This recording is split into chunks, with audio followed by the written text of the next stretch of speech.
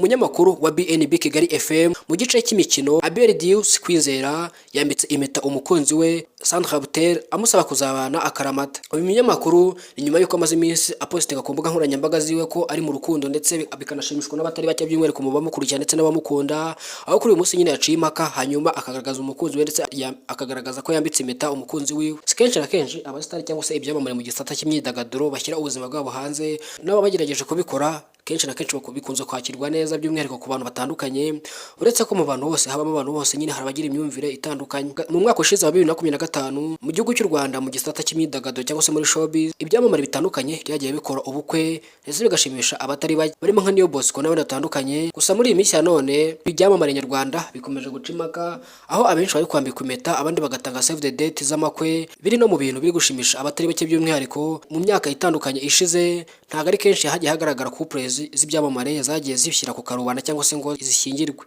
Muri iyi minsi rero basa nk'abakangutse bose, kuko uri kugera mu myaka isatira ubukuru ari kugerageza gukora ubukwe ndetse akagaragaza ko atakiri umusore ndetse atakiri ingaragu, biri no mu bintu biri gushimisha abamukurikira mu buzima bwa buri munsi cyangwa se bakurikira icyo cyamamare. Nkatwe rero tuti urugo ruzabahire kandi bazagomeze barambe, bagomeze babone ibyiza ndetse n'imigisha yose ituruka ku Mana. Nshuti bakunze mudasiba gukurikirana amakuru yacu, ayo uyu munsi ntaho tuyashoreje.